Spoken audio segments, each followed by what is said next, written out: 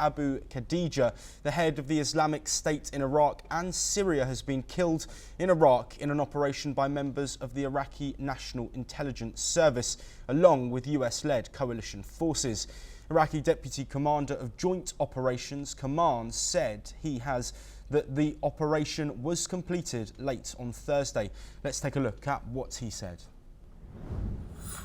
الساعة 1830 عن 6:30 وبعملية نوعية بإسناد فني وجوي ومعلومات استخباري من التحالف تم تنفيذ ضربة جوية وتم قتل الإرهابي عبد الله مكي مصلح المكنى أبو خديجة، وهو الذي يشغل منصب نائب ما يسمى الخليفة العام، وهو والي العراق وسوريا لتنظيمات داعش الإرهابية، وأيضا ما يسمى بمدير مكاتب العمليات الخارجية بعموم العالم، وواحد من أهم العناصر أو القيادات الإرهابية الخطرة الملاحقة سواء بالعراق أو عموم المنطقة.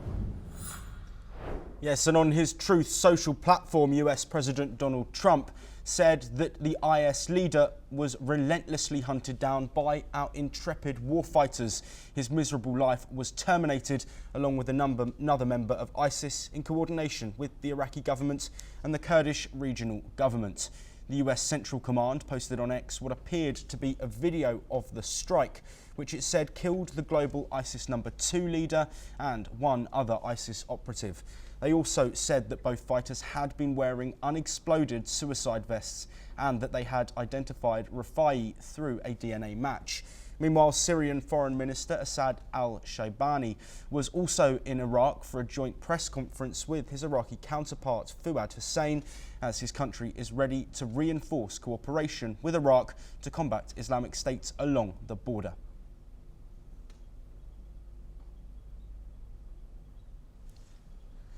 Joining us to discuss this development is Ali M. Bushback, who is an independent Palestinian researcher who joins us from Cairo. Ali, thank you very much for your time. This killing that we've seen, of course, in the region where there is instability already, what do you think will be the repercussions of this? Well, thank you. I guess since the battlefield of Al-Mosul in 2016 and surrounded the ISIS in Al-Mosul in Iraq, Daesh withdrew to some area and they are still active until now.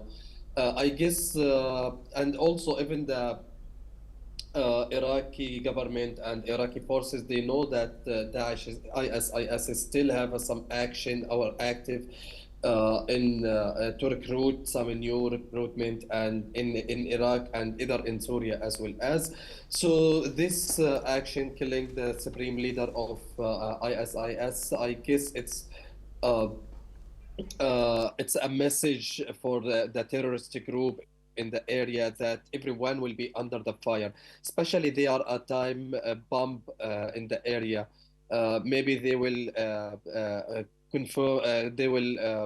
carrying out some lone wolf attack in some area like we have seen before 2016 and during the civil war in Iraq, even in Syria, even also in Afghanistan.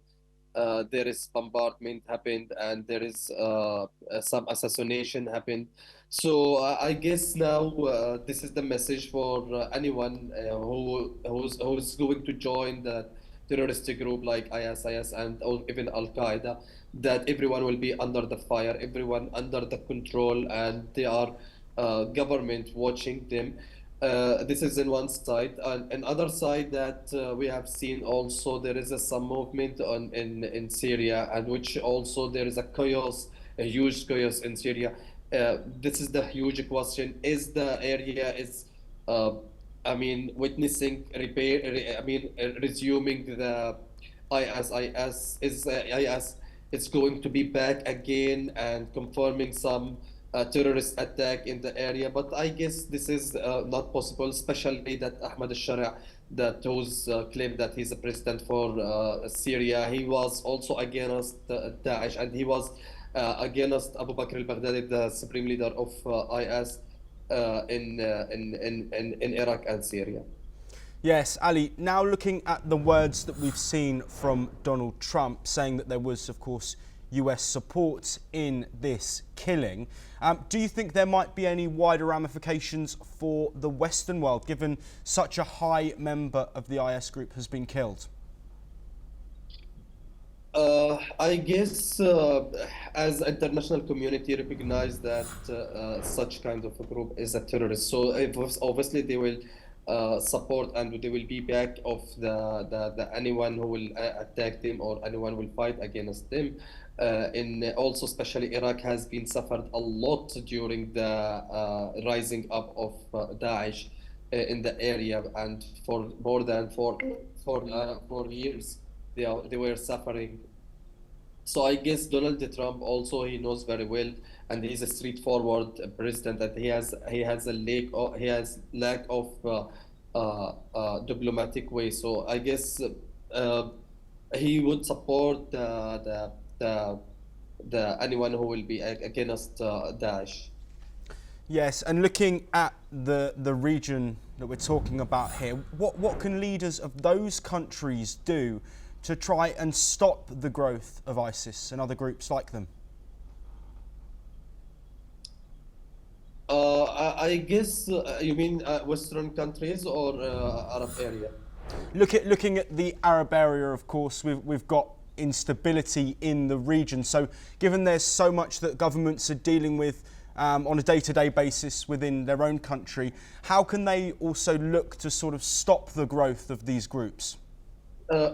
Before answering the question, I guess the Middle East area, it's blasting and boiling in violence. It's not about also Daesh. We have seen that the conflict in Gaza. We have seen also escalated the conflict between Yemen and Ansarullah al-Houthi and Israel. So all the area and the region, it's boiling and surrounded with the violence. So this kind of violence, it will be as a gift for the terrorist group to take over and to take opportunity of this empty or this gap. Especially there is no control, there is a chaos in this area. So this situation or this time, it's appreciate. I mean, it's a specific time, or I mean, it's a perfect time for them to build themselves and for